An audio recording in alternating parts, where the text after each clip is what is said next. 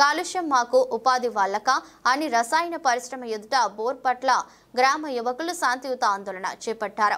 సంగారెడ్డి జిల్లా హత్నూరా మండలం బోర్పట్ల గ్రామ పరిధిలో గత కొన్ని సంవత్సరాల క్రితం ఏర్పాటు చేసిన ఎపిటోరియా యూనిట్ 1 రసాయన పరిశ్రమ నెలకొల్పడం వలన నీరు భూమి కాలుష్యం అయిపోయి పంటలు సైతం పండించలేని పరిస్థితి నెలకొని గ్రామ ప్రజలు తీవ్ర ఇబ్బందులకు గురవుతున్నారని, గ్రామంలో మరే పని చేసుకునే అవకాశం లేనందున పరిశ్రమలో యువకులకు ఎక్కువ శాతం ఉద్యోగ అవకాశాలు ఇచ్చి భద్రత కల్పించాలని యువకులు శాంతియుత ధర్నా చేపట్టారు. వారికి మద్దతుగా బీజేపీ మండల పార్టీ అధ్యక్షులు నాగప్రభు గౌడ్ ధర్నాలు కూర్చొని మద్దతు తెలిపారు. కెమికల్ వాటర్ దిగుతున్నది, ఇక్కడ భూములు మొత్తం పొల్యూట్ అయిపోయినాయి. ఇక్కడ వరి ఒడ్లు మేము బయట ఎక్కడైనా మార్కెట్లోకి తీసుకపోతే బోర్పట్ల వడ్ల ఇవి అవసరం లేదు, మీ ఊర్లో అంతా కెమికల్ దిగుతుంది కదా. ఇక్కడ 2-3 ఎకరాలతోటి స్టార్ట్ అయిన అరబిందో కంపెనీ ఇప్పుడు 115 ఎకరాలకు విస్తరించింది. మా ఊరిని మొత్తాన్ని మింగేసేటువంటి అయింది. అయినప్పటికీ కూడా ఇక్కడ మా స్థానికంగా ఉన్న యువతకు ఎటువంటి ఉద్యోగ అవకాశాలు కల్పించలేరు. కల్పించినట్టుంటే ఏమన్నా వాళ్ళు చూపెట్టండి. ఇంతకుముందు ప్రభుత్వ అధికారులు వచ్చి, కమిషనర్ వాళ్ళు వచ్చి, కలెక్టరేట్ వీళ్ళంతా వచ్చి మాకు 30% ఉద్యోగ అవకాశాలు ఇస్తామని చెప్పి మాట ఇచ్చిర్రు. 30%లో ఎంత పర్సెంట్ ఇచ్చిర్రో ఆ విషయాన్ని చెప్పాలి. వీళ్ళు యాజమాన్యం ఆ దాన్ని బయటికి తీయాలి. బయటకు తీసి ఎంత 35% ఇస్తామని చెప్పారు, ఇచ్చిరా లేదా ఆ విషయాన్ని చెప్పాలి. ఇక్కడ ఉన్న మొత్తం కుంటలు, చెరువులు ఇవన్నీ మొత్తం కలుషితం అయిపోయినాయి. ఎక్కడ బోర్లు వేసినా కానీ కూడా మొత్తం పొల్యూషన్ వస్తున్నది. తీవ్ర ఇబ్బందులకు మేము గురవుతున్నాము. భూములలో మొత్తం అన్నిట్లలో మేము అన్యాయం పోతున్నాము.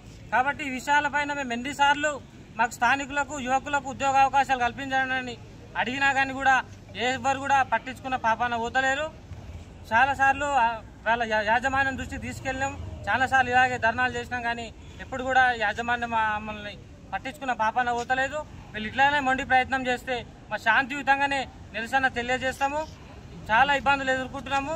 దయచేసి దృష్టిని ఇంకా పై ఆఫీసర్ల వరకు, ఇంకా పెద్ద అధికారుల వరకు కూడా తీసుకుపోయే ప్రయత్నం చేస్తాం. మనం బోర్పట్ల విలేజ్ హత్నూరా మండలం సమస్య ఏం వచ్చిందంటే ఉద్యోగ భద్రత కల్పించాలి అని యువత ముందుకు వచ్చింది.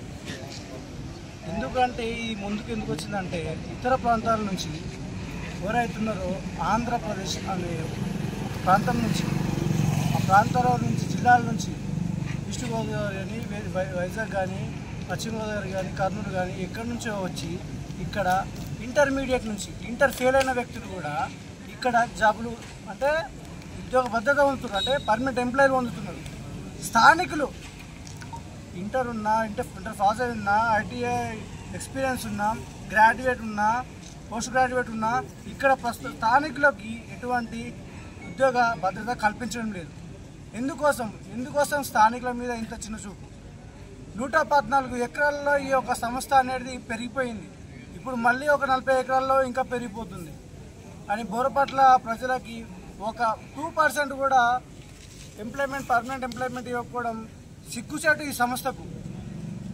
మేమేమి ఒకటే కోరుతున్నాం ఏంటంటే, మీరు ఎప్పుడైతే కంపెనీ స్థాపించినారో ఆ స్థాపించినప్పుడు మాకు ఏదైతే వాగ్మూలం ఇచ్చినారో మేము ఇంతమందికి కల్పిస్తాం ఉద్యోగం భద్రత అని, అంతమందికి ఆ పర్సెంట్ విధంగా మా యొక్క గ్రామస్తులకు మీరు ఉద్యోగ భద్రత మీరు కల్పించాలని మేము కోరుకుంటున్నాం.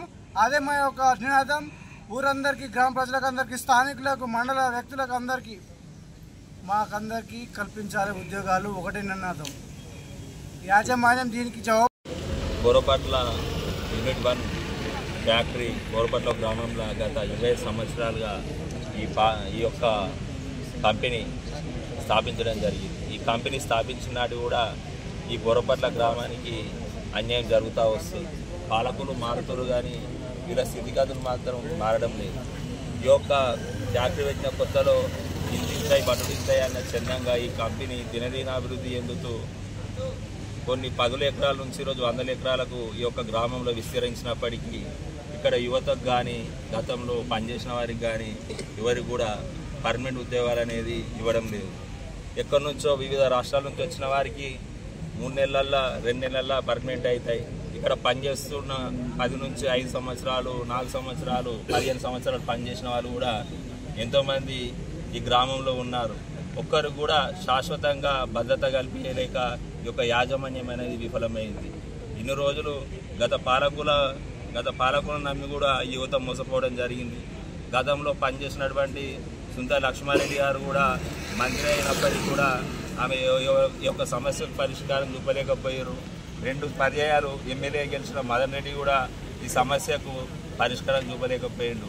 ఈరోజు యువకులందరూ అన్ని రాజకీయ పార్టీలను పక్కకు పెట్టి అందరూ కలిసి ఇవాళ ఏ రాజకీయాలకు సంబంధం లేకుండా ఇవాళ ఈ యొక్క ఉద్యమం చెప్పడం అనేది మా భారతీయ జనతా పార్టీ ద్వారా ఈ యొక్క యువతను ఇప్పటికైనా ఈ యొక్క మేల్కొల్పు వచ్చినందుకు సంతోషిస్తూ ఉన్నాం. ఈ యొక్క గ్రామ పరిస్థితి చూస్తూ ఉంటే ఈ గ్రామంలో గాలి, నీరు, భూమి అని కలుషితమైపోయినాయి. ఈ ఊరి యొక్క బియ్యం కూడా కనీసం వడ్లకు కూడా మార్కెట్లో గిరాకీ లేకుండా అయిపోయింది. ఈ గ్రామం వడ్లను రైస్ మిల్లు పట్టిద్దామని కూడా ఒక ధర వలకలేదు. ఎందుకంటే ఈ నీరు ఖరాబ్ ఉంది, భూమి ఖరాబ్ ఉంది అని చెప్తా ఉన్నారు. ఈ గాలి ఖరాబ్ అయింది. చివరికి ఈ గ్రామం కూడా ఎవరన్నా ఈ ఊరికి పిల్లని అని అంటే కూడా ఆలోచనలు పడ్డ పరిస్థితి ఉన్నది.